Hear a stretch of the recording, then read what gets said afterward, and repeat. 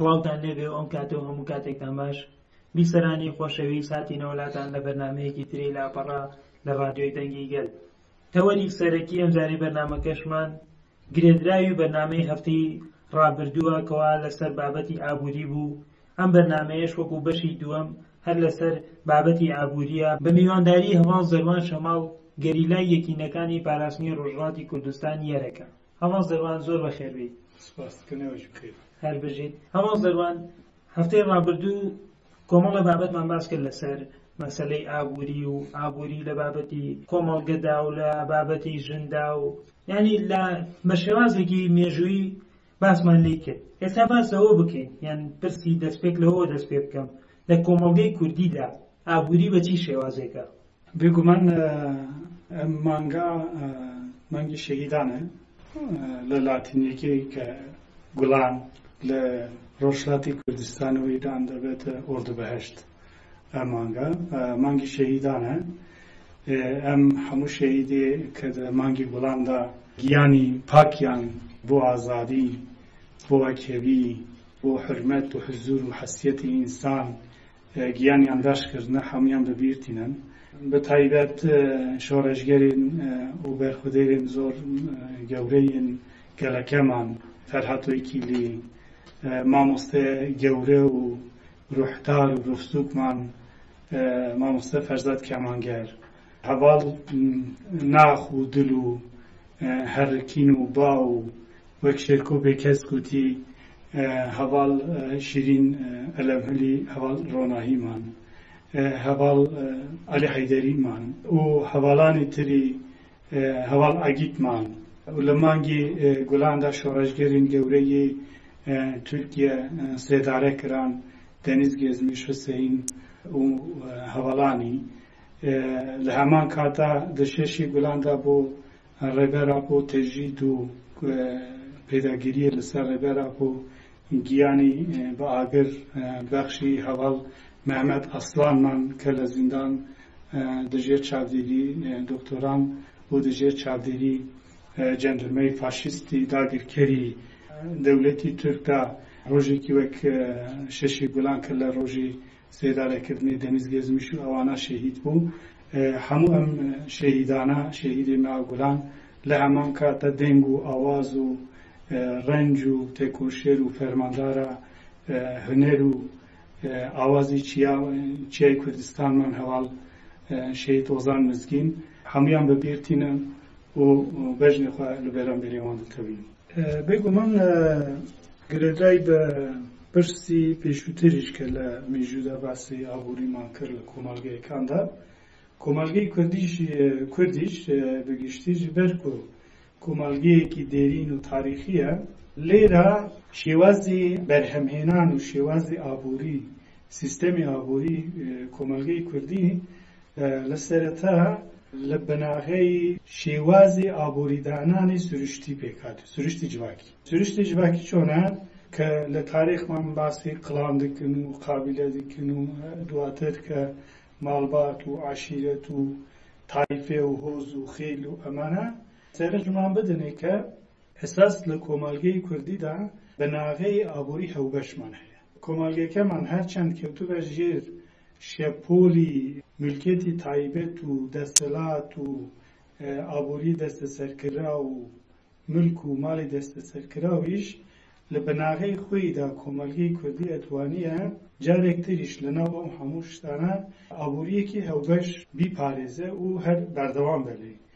بێگومان ڕەنگی ئابووری شێوازی ئابووری هێنان لە کوردستان دوای ماوەیەکی درێژەکە لە ملکێتی تایبەت لە خۆی گرتووە. بەری جارا بۆ نمونە ئێلێک یانژی هۆزێک ئەگەر کۆچەر بووە مەسەلا جافەکانمان شوونی کوێستانیان دیارە شوونی گەرمیانیان دیارە.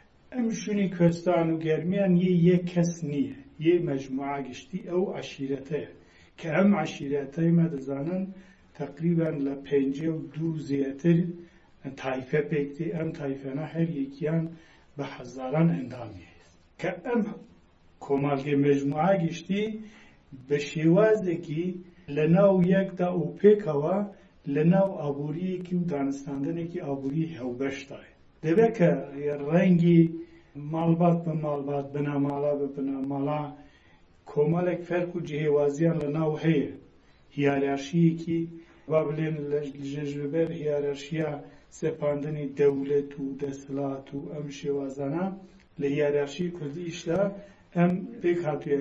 بەڵام ئەوەی کە گرینگە بۆمان چییە؟ ئەوەی کە گرینگە بۆمان لە ناخی خۆیدا لە کۆمەلگەی کوردی ئەوەی کە لە پێش بوویە ئابووری هەوبەش. مەسەلا ڕۆحی هەرێوەزی ئابووریکردن لە کوردادا زۆر باڵایە، زۆر باڵایە. بۆ نمونە گوندەکان چیەکەن؟ ئەگەر کشت و کاڵەکەن کاتی درون، کاتی حاڕاندن، کاتی کۆکردنەوە بە هەرێوەزی دیکن. ڕاستە مەسەلا ماڵباتێک زەویەک چاندوویە، لێ لە بەرهەم چاندن و لە بەرهەم کۆکردنەوەی پێک هەوانن، ژبەر کە ئەو زەویە بە ئەندازەی پێویستی ئەو ماڵباتە بەرهەم دێنە، بەرهەمی زێدەی نییە.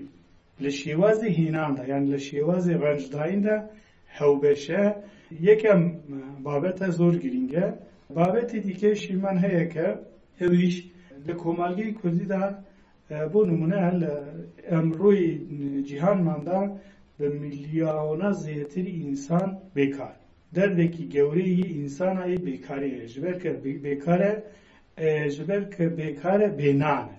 لێ لە کۆمەلگەی کوردیدا ئەسڵی خۆی کە لە کۆن تا ئەوڕۆ بەلکی بەشکم لە مەسەلەی شار و شارەوانی و کۆچکردنی گوندان بە شێپۆلەی کۆمەڵکوژی و قەتلیعام و فشاری مۆدەرنیتەی سەرمایەداری و ئەوانە خەڵکەکەمان لە باژاران لە شاران کۆبوونەتەوە.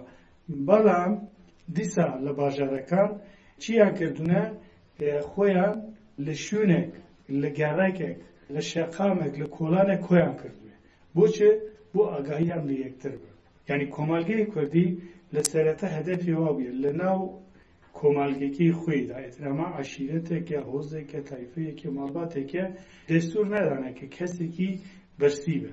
لە هەمان کاتە دەستور نەدانە کە کەسێکی تەواو یعنی تەمبەل بە کە کار نەکە. هەر کەس بە کارە. یعنی لە منداڵ بگرێت تا هەفتەی ساڵی هەر کەس کاری هەیە، هەر کەس بیریشە، هەر کەس دەست بە ئیشە.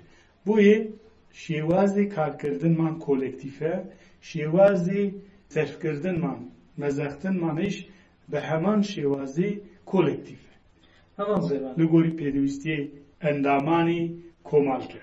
بەڵێ پرسێک دروست دەبێت، ئەو شێوازی بەڕێخستنکردنە لە کۆمەلگەی کوردیدا بەچی شێوازێکە؟ واتەنیان دەتوانین وا بپرسینکەوە چەند جۆری هەیە ئەو شێوازێکەوە بەڕێخستن بوونە لە نێو کۆمەلگەدا؟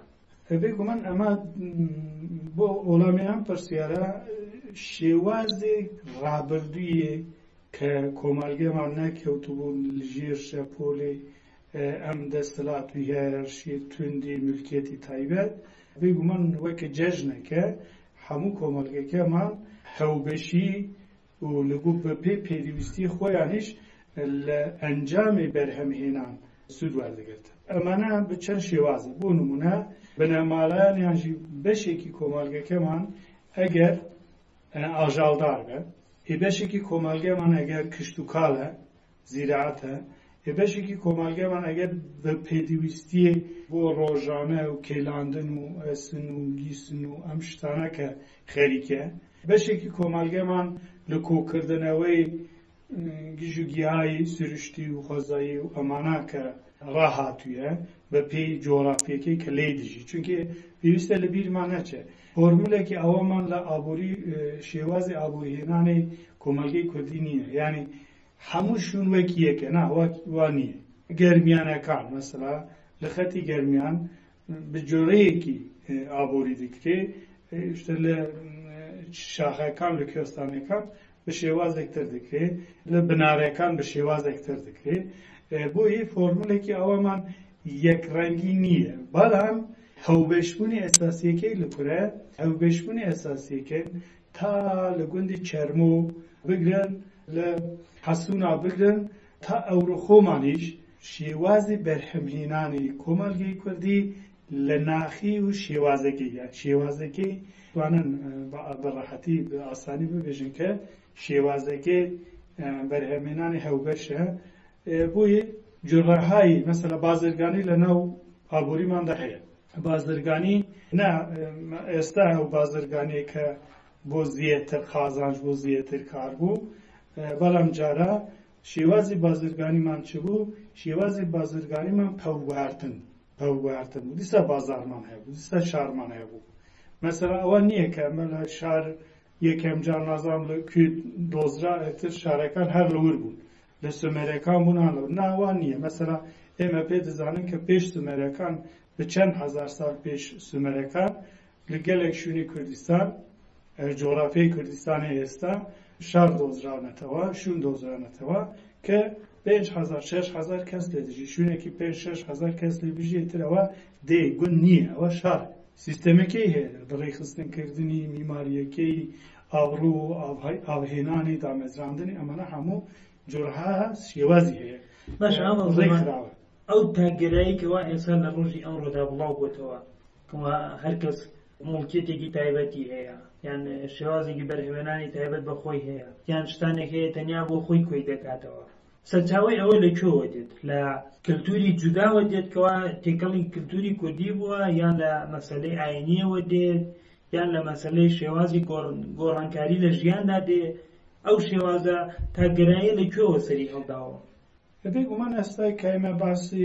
مەسەلەی تەکگەرایی سەرفێتگەرایی زۆر ملکێتی تایبەت ئەمانە دەکەن دیرۆکی تاریخی خۆیان هەیە لەم تاریخا چییە؟ بەڵام با لە بیرمان نەچێ ئاینەکانی کوردی یانجی باوەریەکانی کوردی لە هیچ کاتێکی ئابووری فەردی پێشنیار نەکردی پیرۆز نەکردی ئابووری فەردی هەمیشە ئابووری هەوبەش پیرۆز کردوێ با سەرنجمان بدەن مەسەلا لە کۆمەڵگەی ئێمەی ئێزیدی کە کۆمەڵگەیەکی قادیمانە ئەوەندە جەژنیان هەیە ئەوەندە جەژنیان هەنێ بەقا ئەوەندەی بە ئەندەزەی ڕۆژانی تاریخ ئەمەتوانن ببێژن جەژنیان هەیە باشە ئەم جەژنانە بۆچی دەکری ئەم جەژنانە چۆن دەکری ئەگەر کۆمەڵگەیەکی هەوبەش نەبە چۆنەتەوانە هەوبەشی ئەوەندە جێژن بکە بۆیە لە کۆمەڵگەی کوردی ئاینەکانمان تا لە سەردەم میترایی و زەردەشتی و ئێستا گروبهانی کە ئێمە هەنن وەک یارسانی و ئێزدایەتی و عەلەویتی و ئیسلام خۆیش ئیسلام مەسەلا ئێمە ناتوانن بڵێن ئیسلام ملکێتی تایبەت پێشنیار دەکە شتێک وان نییە لە ئیسلامە شتێک وان نییە بۆ ئێمە ڕەچەلەکەی مێزەکن ئەوانێک کە ئێستا بە ناوی کۆمەڵێک شت کە ئەیکەن بێگومان ئابووری ماڵباتی هەیە بەڵام ئابووری شەخسی نییە مەسەلە شەخسێک بۆ خۆی ئابووری ناکە لە کۆمەڵگەیەکێک چ کۆمەڵگە مەجموعەی هەیە ماڵباتی هەیە خزمی هەیە کەسوکاری هەیە ئەمەنی هەیە ئەوەنی هەیە بۆیە فرد ینی تاک بخۆی لەناو ئەو جەماعەتەدا ئەو کۆمەڵگەیەدا یانجی ئەو لەو کۆمادا واتەی هەیە بیری هەیە واتە ئەوەی لە ئیسلام بووە هەر لادانێکە لە ئیسلام چونکە سەحابەکانی پێغەمبەر شتی وایە نەکردووە بێگومان ئێستا ئێمە ئەگەر بیر لێ بکەن مەسەلا پێشیە کە خەلیفە عومەر ببێتە بە موسڵمان ئەوەندە ملکێتی تایبەتی هەبێ دوای کە بوویەتە بە موسڵمان ئەو هەموو ملکێتی تایبەت بوویە ملکی عام کەتوێتە خزمەتی حرەکەتەکەی کەتوێتە خزمەتی هەموو موسڵمانەکان یعنی بوویە ملکێتی مەجلیس یانجی مەسجید حەزرەتی محەممەد بۆ خۆی بە هەموو ئەو دەوڵەمەندی خۆی و هەوژینەکەی خاتیجە بەڵام کە دەست بە فکرەکەی دیکە دەست بە حرەکەتەکەی دیکە چی بە ملکی ماڵی هەموو ژیانی دەبێت بچێ دەبێت بە هی مسلمانە کەواتە لێرە ئەمە دەتوانن باسی ملکی تایبەت بکرد ئەتوانە بکرێ لەن ئەوە ملکی تایبەت لێ هەیە نییە لە ئیسلامیات مەسەلا لە مسلمانانی هەری عەزیز کە دەکوترێ حەزرەت پێغەمبەرە لێ ئەوەی کە من هەڵبژێردراوم لە لای خوا بەڵام ئەوەی کە دوای من مسلمان بە ئەتوانە لە بەهەر شوێنی لە شوێنێ من خۆشتر و گونجاوتر بە ئەویش ئەبوزەری غەفاریە باشە ئەبوزەری غەفاری چی ئەلێ پێما ئەلێ ملکی تایبەت دزیە بووی مداخلەی یانجی تەداخولەکەی داربەی کوتەتایی کە لە بەرامبەر ئیسلام ji bo madde kە pêk hatiye meselê Emeviyekan û malbatê Ebu Sufyan û em şêwazana nakewne wirdekarî û ewane berastî şêwandinî mesela careke din bi şêwazek û rêçeleyeke din pitperestîkirdineke li îslama meselê milketî taybet mesela li ser navê Hezret Pêxmer firî edin rizq ewande li ticaret û bazirganî hêdin eğer li şûnekî berhem hênanîn be mesela eğer li Erebistan هشتر بخونه کری و شیری نبه ماستی نبه و کاستی نبه فقط با بازرگانی بچه دکری بازرگانی بچه دکری اگر تعالی نبه بوی اما بخوی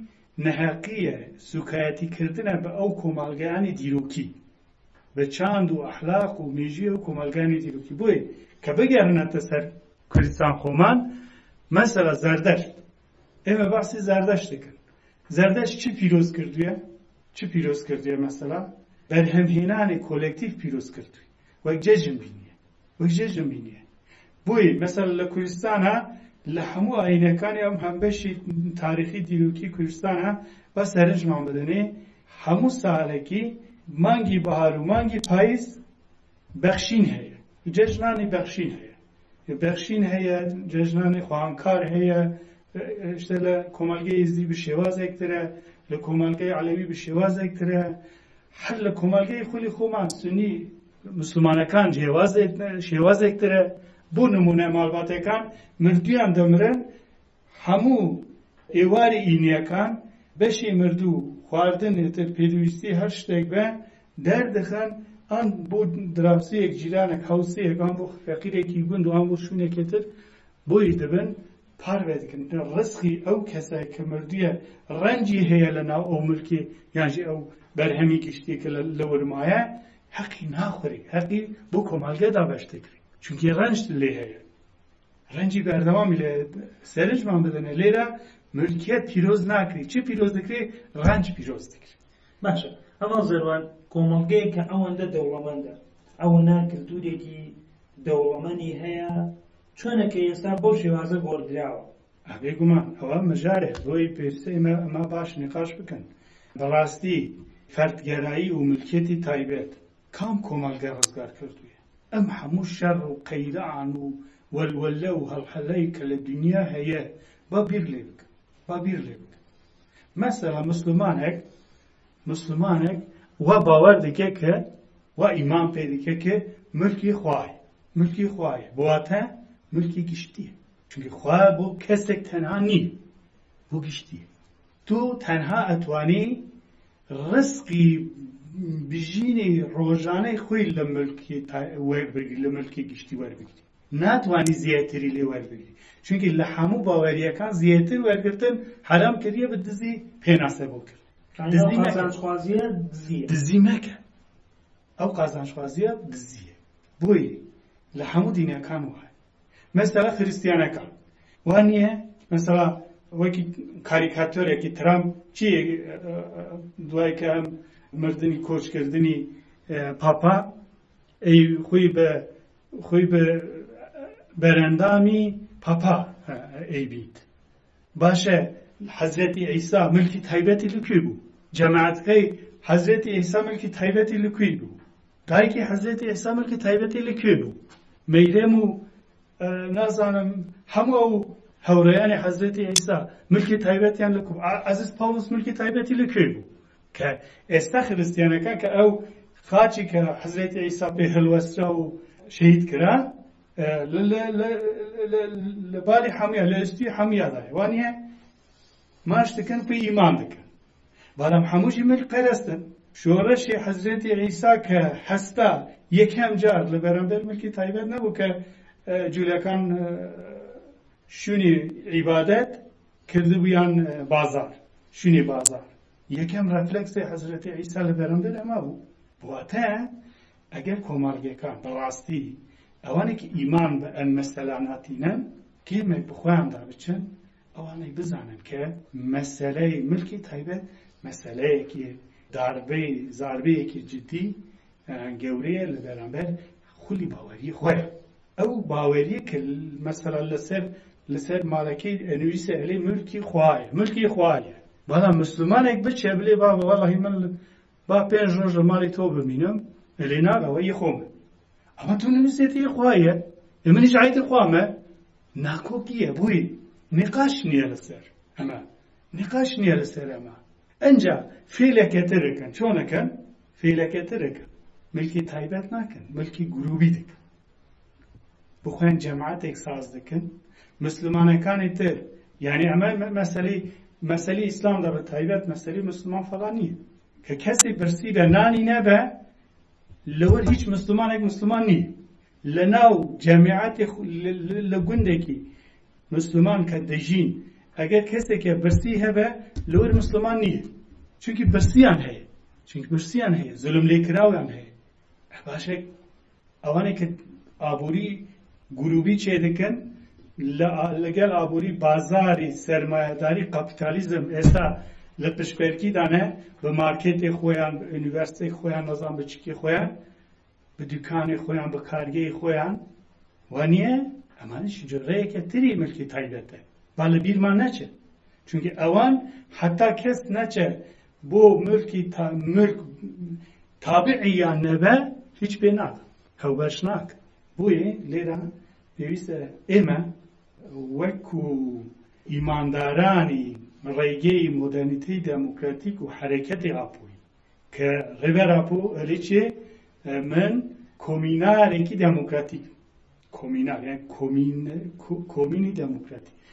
لێرە وریابوون گەرەکە، یعنی پێویستە لەمە ئیمانمان پێ ملکی تایبەت کردن خۆی لە کۆمەڵگە دابڕاندنە. ملکی تایبەت کردن بەشی کەسێکێتن دەستە سەرکردنە. زۆر تابعیژی هەندێک لە کۆمەڵگە کە ئێستا کۆمەڵگە وا فێر کراوە، خەلکێکە وا فێر کراوە. مەسەلا قەی چییە بە ئەمە 2 دانەم هەبە، 5 دانەم هەبە. 2 دانەت 5 دانەت بواتە تو بەشێ 5 کەسێکێتر هەڵدەگری. بۆ ئەوەی کە 5 کەسێکێتر هەڵدەگری پێویستە ئەزیەت لە سروشت بکی بۆ کە بۆ ئەو 5 کەسێ تریش بەرهەم دابین بکی. لێرە چه دەردەکەوە پێشەمە؟ کێشەی ئەکۆلۆژی دەردەکەوە پێش. یعنی ملکی تایبەت دژمنی ئەکۆلۆژیە، چونکی سینۆردار دەکی، چیت دەکی بە هەری ئاوایەکی هەری سروشتی و خوازایی. وانییە بۆ ئەوەندەی چیت و سیمکردن و نەزام چی هەیە، بۆ ئەوەندەیە خەلکەکان بۆ مریشکێک دیکەوەنە و شتێکی کەسێکەتر ئەوەندە یەکتر ئەکوژن، بۆ ئەوەندە سینۆڕی دەوڵەتەکان دوواری گەورە لێ ئەەکەن بچین کە دووار لێ کردوویە لە کاتی خۆی کۆن ئەلێن مەسەلا نوازانم چی. لێرە مەسەلەکە چییە؟ ئەو شتێکە لە هەموو ئەو باوەریانە. ئەنجا هەندێک کۆمەڵێک باوەریمان هەنە، کۆمەڵێک حرەکەتی فەلسەفیمان هەنە، وەک کارمەتیەکان، وەک سابەحیەکان، ئیسماعیلیەکان، نۆزانم هەرەمەکان، مازدەیەک، بابێک، ئەم هەموو حرەکەتانی گەورەی کە وجدان و ئەخلاقی کۆمەڵەکەکان نونێرەتیان کردوویە، سەرت چۆن بدەنی لە ناو هیچ یەکاندا ملکی تایبەتیان نییە. بۆیە ئێمە لە کۆمەڵگەی ئێمەی کوردی دەبێ ئێمە بگشتی کۆمەڵگەکان تەنها بۆ کۆمەڵگەی کوردی ناڵێن. وەڵی کە قسە و باسمان بۆ کوردیە تێکۆشانی ئازادی لە سەرەتا تێکۆشانی ئازادی کۆمەڵگەکەی خۆمان بۆ ئەو هەستاون، وەلی لە فەلسەفەکەی ئێمەدا چونکی باوەریمان ئەوایە هەموو کۆمەڵگەیەکی کە سەربەست بە هەموو کۆمەڵگەیەکی بە ئەخلاقی و پۆلیتیک خۆی ڕێک دەخە بۆ کۆمەڵگەکانی تریش ڕەنجی خۆی، داهێنانی خۆی، بەرهەمی خۆی هەوبەش دەکە، پێشکەش ناکە. چونکە پێشکەشکردن دەبێت چێ؟ دەبێت یە خۆی کە پێشکەش دەکە. هەڵبووکی هەموو شتێکی کە لەسەر زەویمان هەیە یە هەموومانە، تەنها یە ئینسانەکان نییە، یە هەموومانە. یعنی هەموو شتێکی کە لە زەوی هەناسە وەردەگرێیان وەرناگرێت. باشە لەگەڵمان هەوبەش هەڵازەڵان بۆ دەرچوون لەو دۆخێکەوە ئێستا کۆمەڵگە تێکەوتووە. یعنی ئەو لادانێکەوە لە بابەتی ئابووری و بابەتی هاوبەشی کۆمیناڵی بوونی ئابووری تێکەوتووە بەچی شێوازێک دەرچکەوێتیدا چۆن دەرکەوێتیدات ئالتەرناتیڤەکەی چییە؟ بێگومان لێرە ئالتەرناتیڤەکەن هەندێک جار زۆر ئیدالیزێ دکن زۆر تەوری بۆی گەرەکە بێگومان پێناسەکردن بۆ گەرەکە مەسەلا ئەم شتێکە لەم بەرنامانێ تاش بۆ ئەەکەن مەسەلەی چییە؟ بۆ پێناسەکردنیە لێ تێگەیشتنیە هەوڵدانی لێ تێگەیشتنە چۆن خراپ کەوا بوو قەزانشمان لێ کرد ئێستا سەرزەوی و بنزەوی و فەزا و مەزە و هەموو شتێک چییە؟ بواتە ئەو نەمایە بواتە دڵ نەمایە وەکی کە ئەو ڕێبەری پەست سووران بە کابرای سپیەلێ ئەلێ ئەگەر داری کۆتایی وشک بوو باڵندەی کۆتاییتت کوشت ئینسانی کۆتاییتت کوشت دواتر چێکی کە ئاو نەما چێکی ملکێتی تایبەت بووی دژمنی ئەساسی وجدانی